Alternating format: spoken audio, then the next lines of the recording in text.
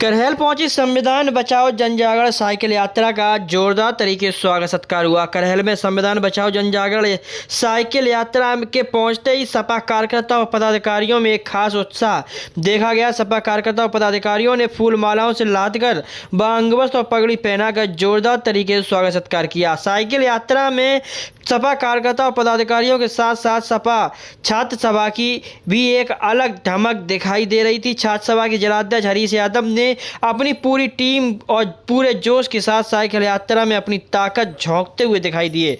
साथ छात्र सभा के जिलाध्यक्ष हरीश यादव ने साइकिल यात्रा में भाग लेकर जोशीले नारे लगाकर लोगों को एक नई उमंग देते हुए नजर आए। वहीं किसनी विधायक ब्रजेश कठेरिया ने सपा और कठेरिया समाज की तरफ से अपनी ताकत झोंकते हुए दिखाई दिए।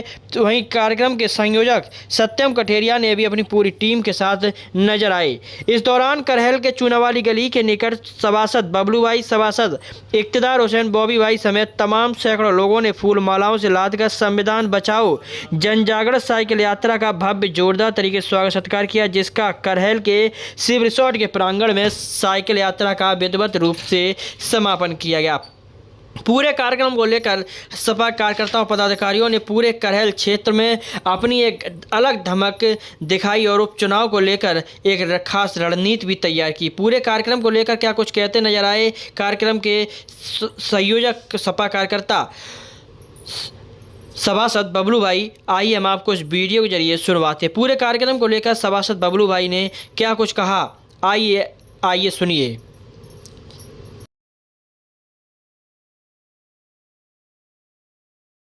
मैम साहब, आज इस साइकिल यात्रा का जो सम्मान समारोह रखा था, क्या पूरा कार्यक्रम है? साइकिल यात्रा जो थी वो समाजवादी पार्टियों की नीतियों को जन जन तक पहुंचाने की थी और जो SC, ST, OBC जो माइनॉरिटी के और तमाम लोग उसमें शामिल हुए।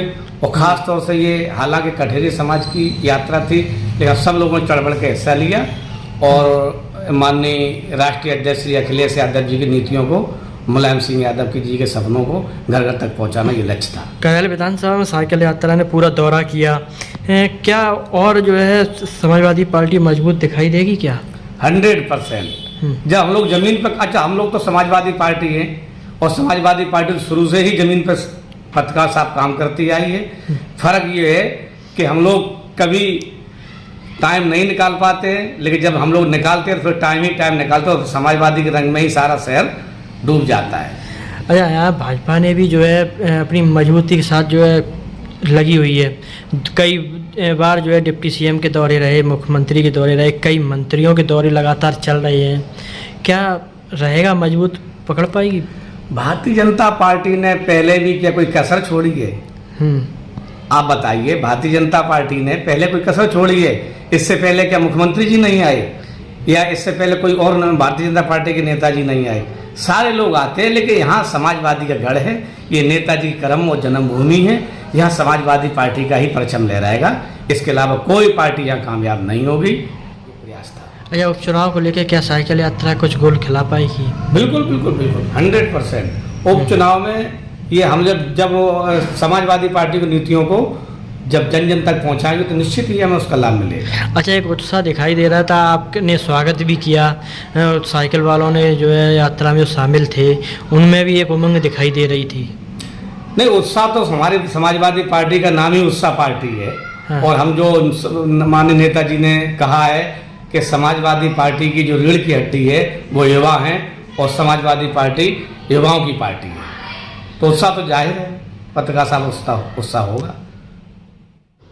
इसी के साथ देखते रहिए ऋषिमुनि न्यूज़। साथ ही ऐसी खबरों को देखने के लिए जुड़े रहिए हमारे ऋषिमुनि न्यूज़ के साथ, ताकि ऐसी हर खबर पहुंचती रहे आप तक।